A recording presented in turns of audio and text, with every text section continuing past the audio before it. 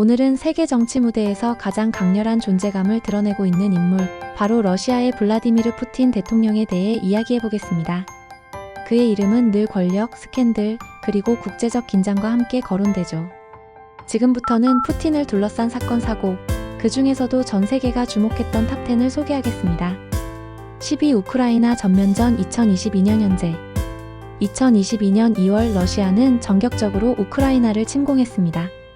이는 제2차 세계대전 이후 유럽에서 가장 큰 전쟁으로 기록되고 있습니다.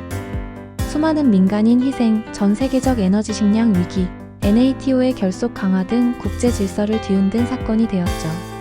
푸틴의 이름은 이제 21세기의 가장 위험한 지도자라는 평가와 함께 불리고 있습니다. 9위 야권 지도자 나발니 사건 2020년 2020년 야권 지도자 알렉세이 나발니가 독극물 중독으로 쓰러진 사건이 발생했습니다. 국제사회는 러시아 정부를 강하게 의심했지만 푸틴은 일절 책임을 부인했죠. 이후 나발니는 귀국 직후 체포되며 러시아 민주주의에 또다시 의문이 제기됐습니다. 8위 시리아 내전 개입 2015년 푸틴은 시리아 내전에서 아사드 정권을 지키기 위해 군사 개입을 단행했습니다.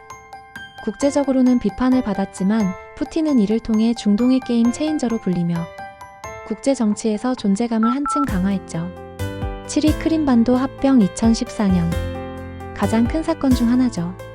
2014년 러시아는 우크라이나 크림반도를 전격 합병했습니다. 이는 국제법 위반이라는 거센 비난을 받았고 서방의 경제 제재가 시작됐습니다. 하지만 푸틴은 국내에서는 지지율이 급상승하며 러시아의 영토 회복자라는 칭호를 얻었습니다. 6위 대통령 - 총리 권력 교대 쇼 2008년-2012년 푸틴은 임기 제한에 걸리자 대통령 자리에서 물러나고 메드베데프를 대통령에 앉힌 뒤 자신은 총리로 권력을 유지했습니다. 하지만 러시아 국민들은 이를 꼼수 권력 연장이라 부르며 반발했고 대규모 시위가 일어나기도 했습니다. 5위 조지아 전쟁 2008년 푸틴은 조지아와의 전쟁에서 강경한 군사력을 사용했습니다. 나모세티아와 아파지아를 사실상 점령하면서 러시아의 힘을 과시했지만 국제사회에서는 러시아의 제국주의 부활을 우려하기 시작했습니다. 4위 언론 통제와 반대파 탄압 2006년 푸틴 정권의 비판적인 언론인 안나 폴리트콥스카야가 피살됩니다. 그녀의 죽음은 푸틴 시대 러시아에서 언론의 자유는 죽었다는 상징적 사건으로 남았죠. 이후에도 반대파 정치인과 언론인들이 의문사나 투옥을 당하는 사례가 이어졌습니다. 3위 유코스 석유회사 사건 2003년-2005년 러시아 최대 석유기업 유코스를 이끌던 미하일 호도르콥스키가 체포된 사건은 세계를 놀라게 했습니다. 정치적 야망을 품은 재벌을 제거하기 위한 정치보복이라는 분석이 많았죠.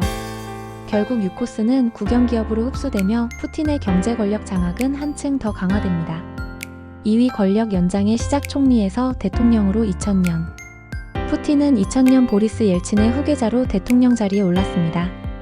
하지만 그 과정에서 정치적 반대파를 압박하고 언론을 장악했다는 논란이 끊이지 않았습니다. 민주주의의 후퇴라는 평가가 이때부터 시작됐죠. 1위 체첸 전쟁의 그림자 1999년 2000년 푸틴의 권력 등장은 체첸 전쟁과 함께 시작됐습니다. 모스크바 아파트 폭탄 테러 사건 이후 푸틴은 강경 군사 작전을 펼쳤고 이는 그의 강한 러시아 지도자 이미지를 굳히는 계기가 되었죠.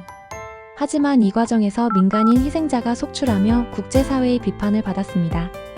자, 이렇게 블라디미르 푸틴을 둘러싼 사건 사고 탑10을 살펴봤습니다.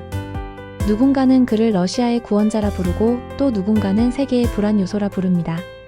분명한 사실은 푸틴이라는 이름은 앞으로도 세계 정치사의 중심에서 사라지지 않을 것이라는 점입니다. 여러분은 푸틴을 어떻게 평가하시나요? 어때? 정말 흥미롭지 않아? 푸틴 대체 정체가 뭐야?